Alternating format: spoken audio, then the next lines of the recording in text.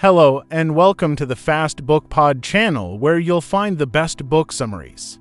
You'll watch book summaries just like watching a movie. Don't forget to subscribe and like the videos for in-depth reviews of great books. Let's get to the book summaries. The Land of White Lilies by Grigory Petrov is not merely a novel, but a visionary social and moral manifesto that tells the story of a nation's rebirth. It is the inspiring chronicle of Finland's transformation from a poor, swamp-covered, forgotten corner of Europe into one of the most enlightened, cultured, and educated societies of its time. Petrov, a Russian thinker, clergyman, and journalist, visited Finland in the early 20th century and was profoundly moved by the moral energy, discipline, and unity of its people. In his book, he transforms this real historical transformation into a powerful parable, a timeless story about how a country can lift itself from despair through education, moral strength, and love for the homeland. Finland, once a symbol of backwardness and poverty, becomes, in Petrov's words, the land of white lilies, pure, resilient flowers that bloom even in swamps, symbolizing the nation's rise from ignorance to light. When the story begins, Finland is in a state of deep misery. It is still under the influence of the Russian Empire, its land cold, infertile, and scarred by endless marshes. The people are poor, the peasants uneducated, and the villages filled with hopelessness. Alcoholism is widespread, and ignorance dominates everyday life. The elite classes, those educated and privileged, are disconnected from the masses, speaking Swedish instead of Finnish, and showing little concern for the suffering of their own people. In this grim setting, Grigory Petrov paints a picture of national decay, not through the cruelty of rulers, but through the quiet erosion of values, the absence of education, and the loss of collective purpose. Yet, amid this gloom, he introduces a spark of hope, a handful of visionaries, educators, clergy, and patriots who decide that Finland must be reborn, not by revolution or violence, but through education, moral renewal, and faith in people. At the heart of this transformation stands Johann Wilhelm Snellman, the philosopher and statesman who becomes the moral compass of the Finnish awakening. Snellman believes that a nation's greatness does not lie in its military power or wealth, but in the moral and intellectual strength of its citizens.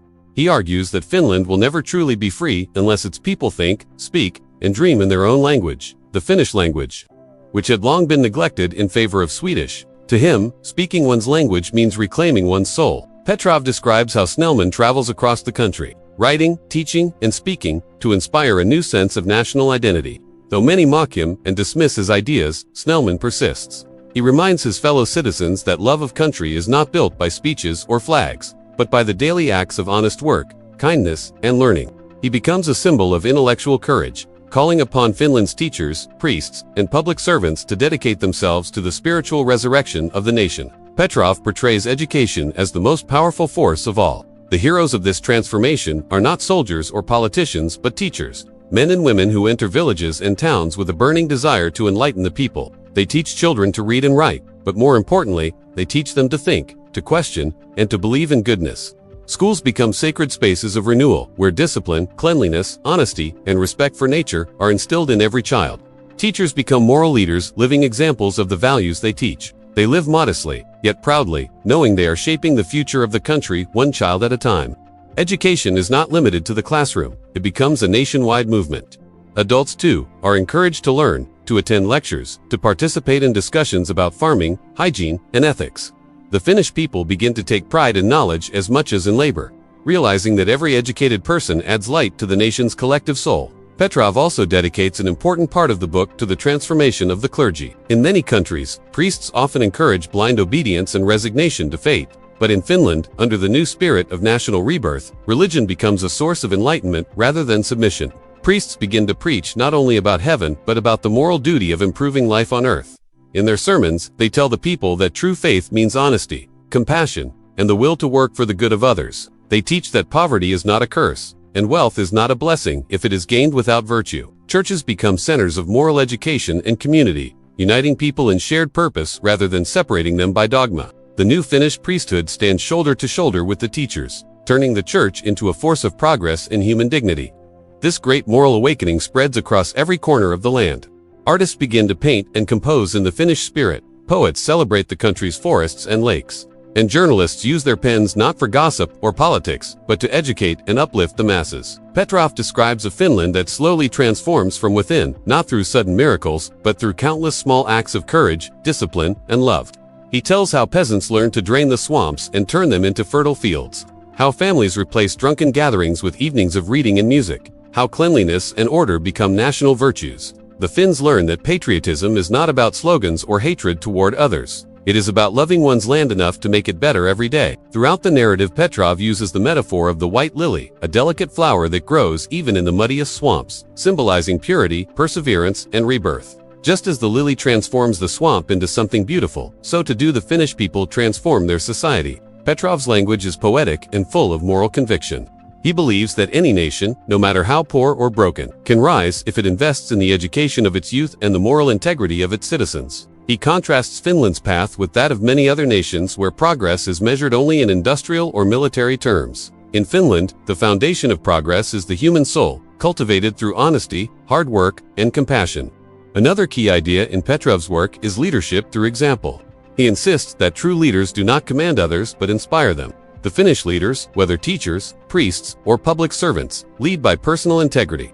They live simple lives, avoid corruption, and treat their duties as sacred. Petrov emphasizes that a nation cannot be saved by laws alone. It must be saved by individuals of character. If the citizens are noble, the country will be noble. If they are selfish and lazy, no government can make them free.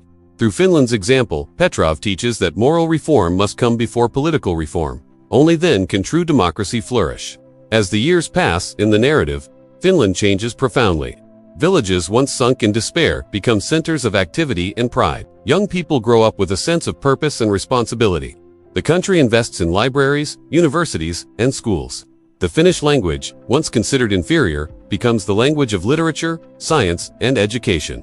The people begin to produce not only skilled workers, but thinkers, inventors, and artists. Petrov marvels at how a country once dismissed as hopeless becomes a model for the world, a land where honesty and learning are the highest ideals. But beyond the praise for Finland, the Land of White Lilies is a universal call to action. Petrov's message is that every society, whether large or small, rich or poor, can undergo the same transformation if it finds within itself the courage to believe in moral renewal. The book warns against apathy, corruption, and moral decay. Petrov's voice urges the reader to look inward, to examine their own contribution to their country's well-being.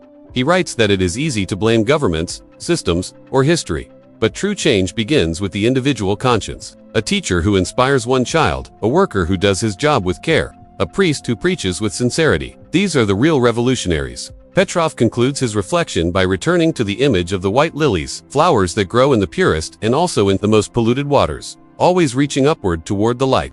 He says that the spirit of Finland can live in any country that nurtures truth, knowledge, and love.